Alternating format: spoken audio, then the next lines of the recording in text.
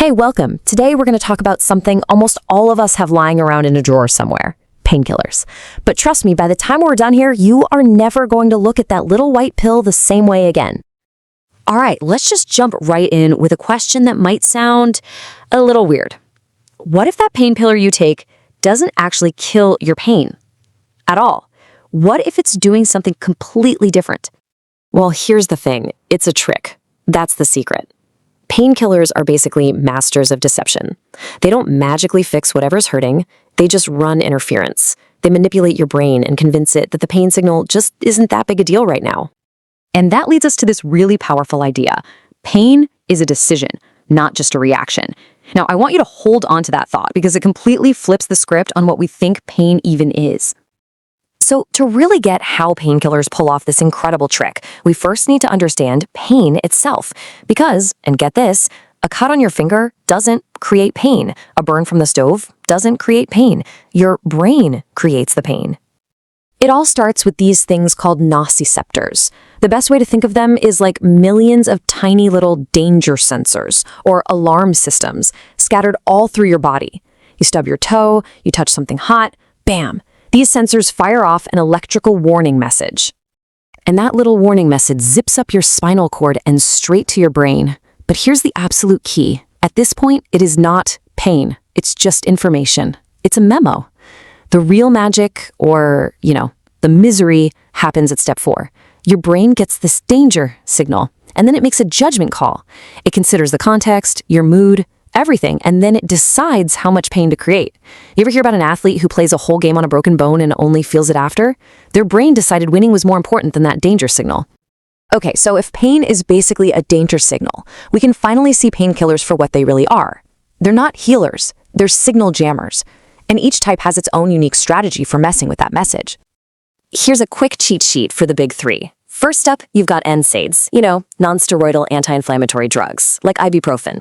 They mostly work right at the scene of the crime, at the injury, to reduce the inflammation that's sending out those danger signals. Then you have opioids, which are heavy hitters. They work directly in the brain to change your emotional response to the pain. And then there's paracetamol, which is where things get really mysterious. And this is a huge deal because paracetamol, which you might know as acetaminophen, is the single most common pain medication on the entire planet. We're talking billions and billions of doses taken every year. So you would think, for the world's most popular drug, we'd know exactly how it works, right? Well, here's the shocker. We don't. Not really. Scientists know that it works, for sure, but the precise mechanism, it's still a huge debate. Now, the leading theories are fascinating. Unlike ibuprofen, paracetamol does almost nothing for inflammation out in the body. Instead, it seems to work centrally, right inside the brain. One idea is that it blocks a special brain-only enzyme. Another theory, and this is wild, is that it taps into your body's endocannabinoid system. Yep, you heard me, the same system influenced by cannabis. It might even be boosting your brain's own feel-good chemical, serotonin. But all these theories are pointing to the same idea. Paracetamol is essentially turning down the volume knob on your brain's perception of pain. You know this whole thing about how drugs from a bottle affect our brains? It actually leads to an even more incredible idea. Forget the medicine cabinet for a second. Your brain is already running its own incredibly sophisticated internal pharmacy, 24/7. Everybody, meet endorphins. These are your body's natural, built-in opioids. That's right. Your body literally manufactures its own version of morphine. It's the chemical behind the runner's high, but it also gets released when you laugh or even when you eat spicy food. And here is the absolutely amazing part. The opioid drugs you get from a doctor and the endorphins your body makes on its own, they target the exact same receptors in your brain. They plug into the same outlets, but your body's version gives you powerful pain relief without all the dangerous side effects and the risk of addiction. The tool is already built right in. This is also the real secret behind the so-called placebo effect. It's not fake, it's not all in your head in a dismissive way. It's a real, measurable, biological process. When you truly believe a treatment is going to work, your brain can actually be triggered to release its own endorphins. Your belief alone can literally fire up your internal pharmacy and start dispensing relief. It's incredible. So when you put it all together, the fact that painkillers are powerful brain-altering tools and the fact that our brains have their own systems, it brings us to a really crucial final point. We have to use these things wisely.